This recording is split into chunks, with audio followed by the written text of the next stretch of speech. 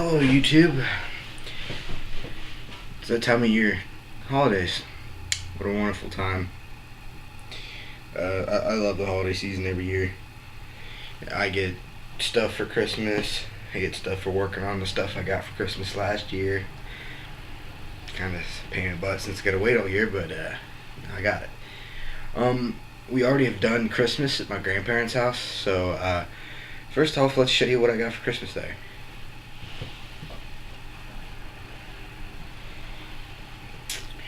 Alright, it's some boxes we all know and love.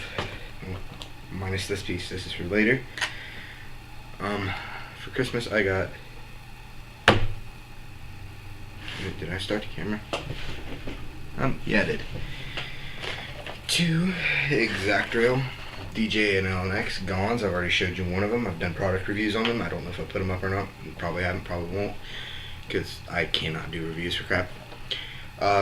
I got these for Christmas. One's got some box damage and one of the ladders got broken and that. That's what I got for Christmas. What else do I want to cover in this video? Now we're going to cut to some videos of running trains at the club. I got this tripod that the camera's sitting on right now. It's a Bowser.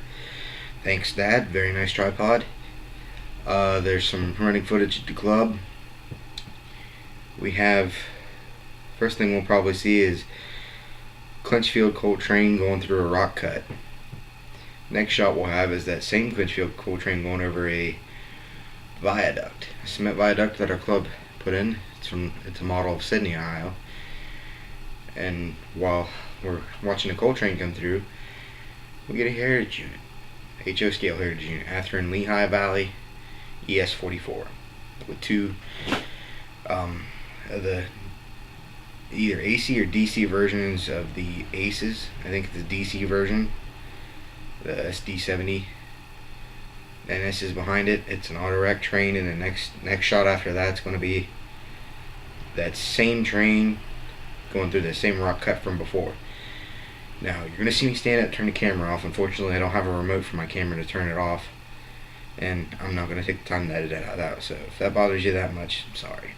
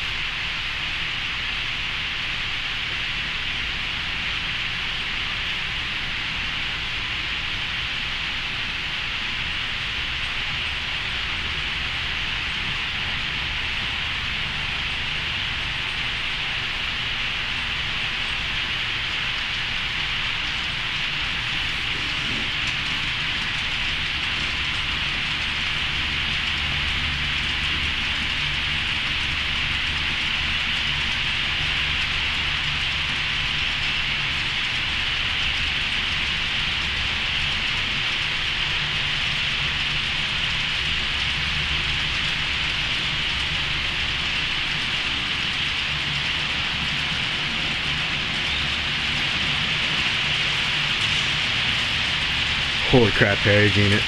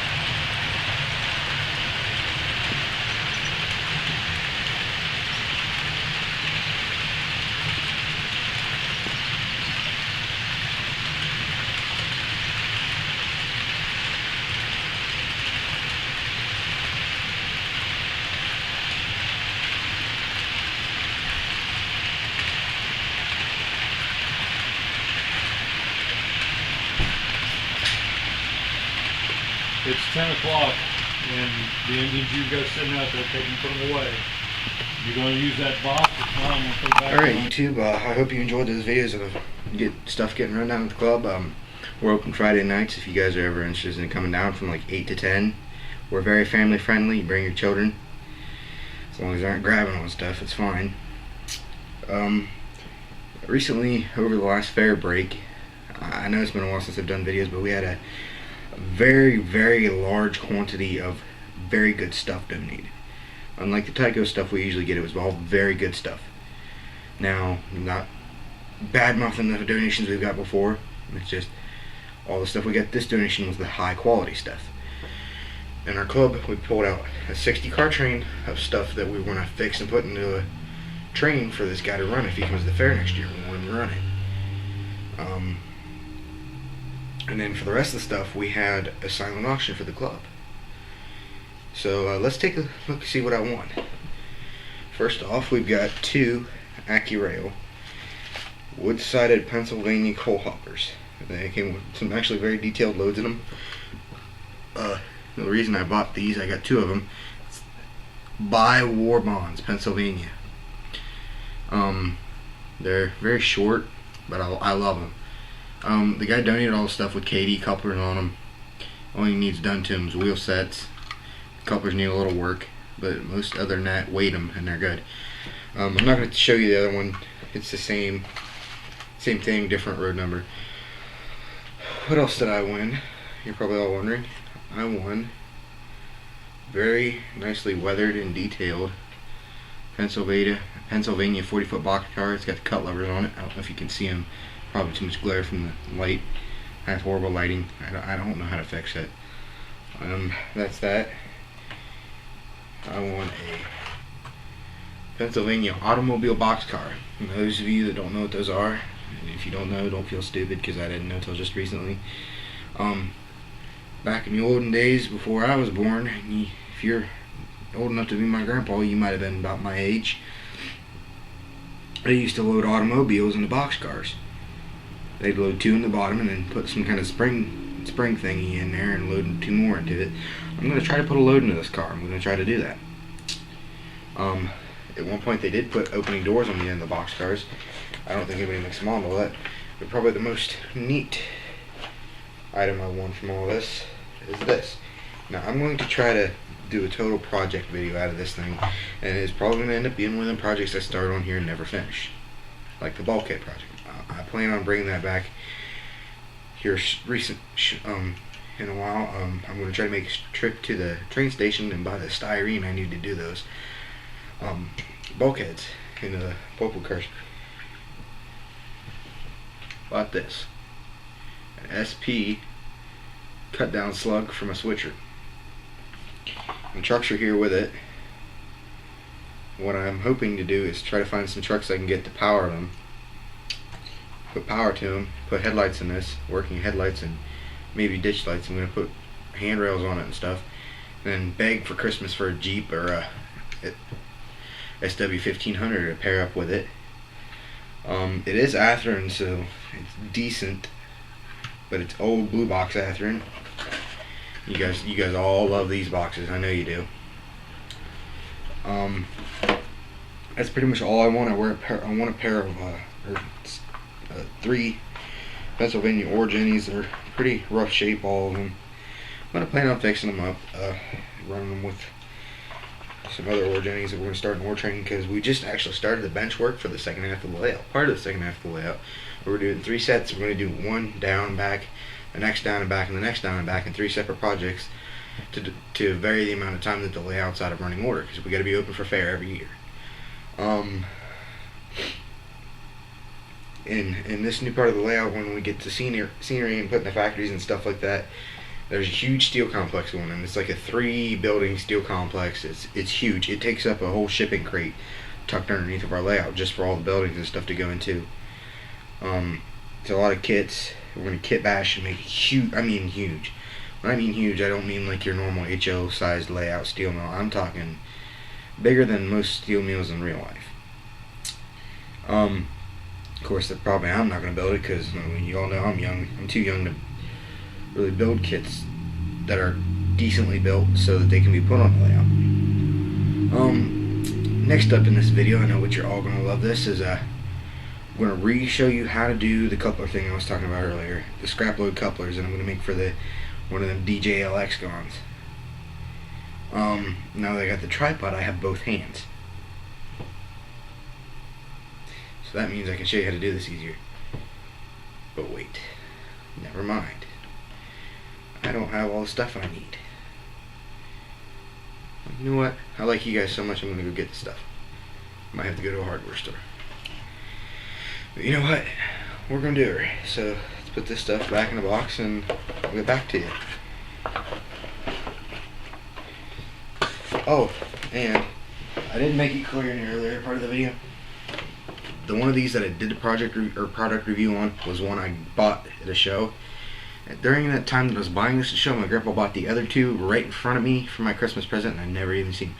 He also bought me an SD40 CSXT of the old gray paint scheme. Love that thing.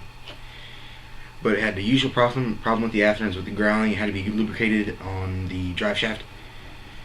Goes quietly in one direction, growls the other direction. But his Lehigh Valley Heritage unit did not do that, but the nickel plate one he bought did. That is Atherton's. That's the thing that all the Athertons have, is that little growl.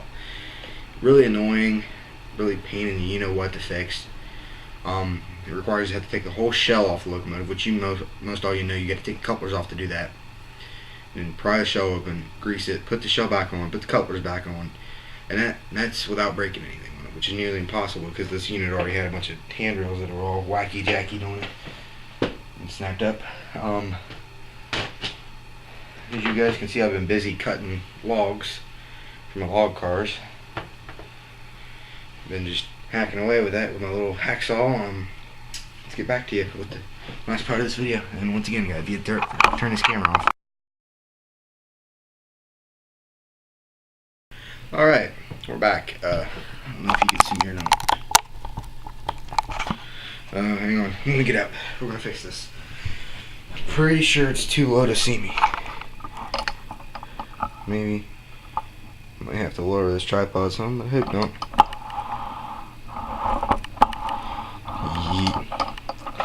Oh, it's already all the way lowered, so we're gonna do this the hard way.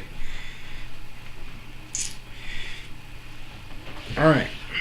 I don't know how good you're gonna be able to see any of this. Don't complain in the comments or nothing, please. I've got a normal teenage life right now. I don't need any complaints from adults that I don't already have. Alright, what you're going to need is just a random bunch of railroad related junk. Boxcar door. Couplers that are already done. I'm going to show you this part of the video is about, showing you how to do this. You're going to want to prefer to have the brown plastic junk couplers other than the metal McHenrys, which are harder to do. Get you a big old pile of them. I don't know how much of this you can actually see, but get a big pile of them. Pill bottles are handy to have. What you're going to do is you're going to just lay your junk as you get it cut into the car until you've got enough to cover the floor of the car.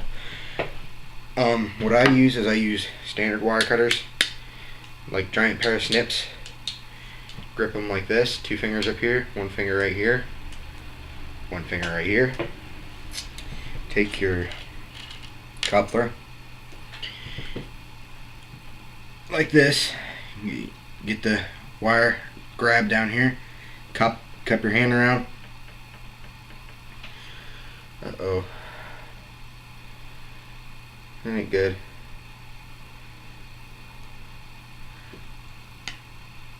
Something's wrong with my snips.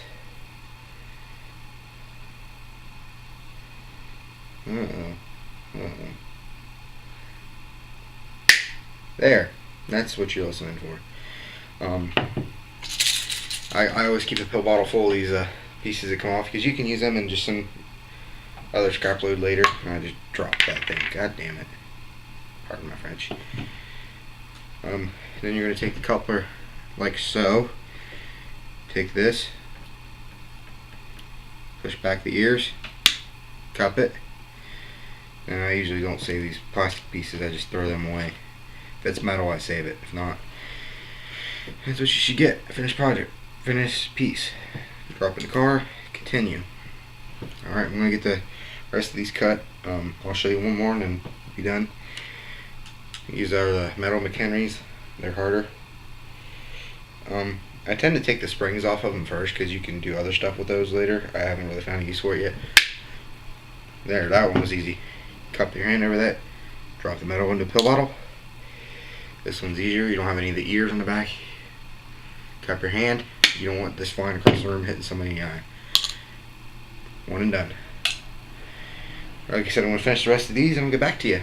Hopefully by tonight we have a full car full of these. And I'll get me a foam base, lay in there.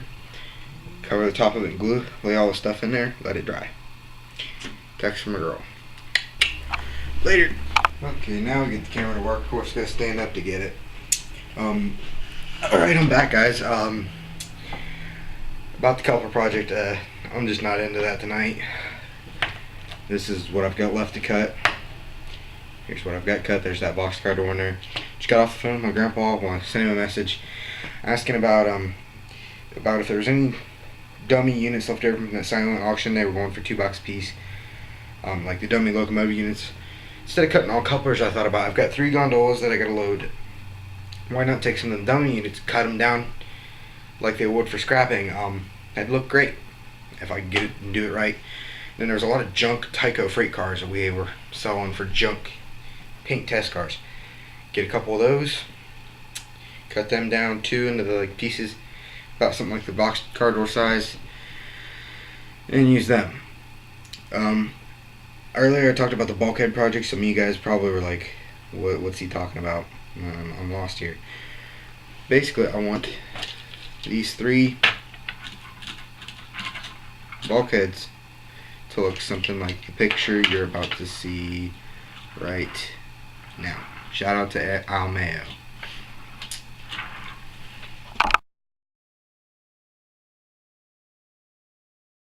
Alright, I'm back. Hopefully the picture worked okay. If I do them and they turn out nice, I'll do more. Maybe I'll start loading them for you guys. This girl's still texting me. Okay, focus. Okay, get these are both supposed to be about, I think, 60-foot bulkhead flats. You can tell they're from different companies. I don't know if you noticed how big of a difference. They're going back on their tops. That's why they were like that earlier. They're rolling everywhere. Look at the length difference in those. I mean, look, I can flip it and load it. That's not supposed to do that. I don't think. They're gonna look like poplar cars, like you seen in the picture. I tried it once on this one. It looked great. I mean, it looked good. I did a good job on it. But guess what? According to Amarek, weighed way too much. I couldn't get the weight down without destroying the load, so scrapped the idea. I was very upset that I had to do that. But, oh, heartburn. Never eat pizza and Arby's in one day. You'll be sick.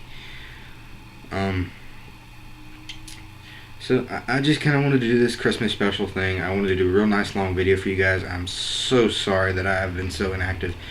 I just had people tell me I should stop doing the videos because I couldn't do them very good because I didn't have any way to be steady about them and keep the schedule up and all this other stuff.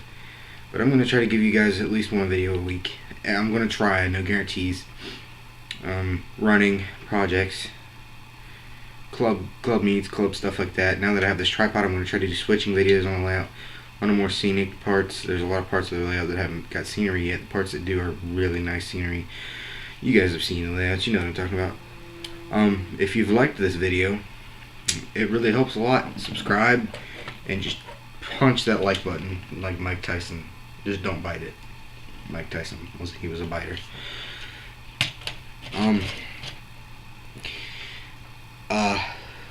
If you don't have a way to subscribe, create a Gmail. Then from there you should be able to sign into a YouTube account and subscribe to me. That helps wonders. It helps a lot, guys. Hitting that like button that just keeps me going. I'd like to do a shout out to Al Mayo, Monster Road. You guys have probably watched his channel if you're watching mine. Thanks, dude. You inspire me a lot. You got some pieces that you've done that are just so insane. I hope that someday I can do pieces like you do. Some of the weathering you do is off the hook, dude. Keep doing what you do. Hopefully you get back to your weathering videos like you used to. Man, I miss those. I want you to do a war bonnet, dude. I don't know if you've already done one. You probably have, but if you haven't, that'd be sweet, dude. Another person who inspired me greatly to do my videos was Conrail Fan 1999. He's somewhere around my age group. He's doing videos. He's got lots of subscriptions. I think he's got 200 right now, and that's a lot compared to what I've got. And it just shows me that this age group, we're the next generation for this hobby. Without us, you guys ain't got nothing. I mean, once you guys are gone, the older guys that do this hobby, what's left? Nothing. So it's really our generation that's backing this hobby up. We gotta get these kids. We gotta keep us in our generation interested in this stuff, or it's a goner hobby. But I see this hobby's got a great future ahead of it. I just wish you companies out there, if any of you companies are watching, Athearn, MTH, Exactrail, Atlas. I don't really need to have to say anything about oh, what is it? It's the brand. You got to put all the handrails and stuff on by yourself. Kato. You guys make great engines. I don't ever have problems with you. But please put the handrails on your freaking stuff, dude. I'm too lazy to do it myself. But like I said, if any of you guys are watching this, start making models that are great to run. I love that you guys make brilliant shelf pieces, but I'm not in it for that. Start making your models run. Athearn, you guys, you need a quality control to start greasing them things right. Oh, my allergies. Dust and them all kicked up from sawing stuff. But I just want to say thanks to you guys that have inspired me on YouTube. Merry Christmas to you all. It's what time is it? 9:56 p.m. Christmas Eve night here in Ohio. It's been a cold, wet day. So I've been indoors all day, and thanks guys for watching. Thank you for subscribing. Thank you for the emails I've been getting. You guys are just awesome. Thanks. With that, good night. I'm going to go edit this 12-hour long freaking video that I just created.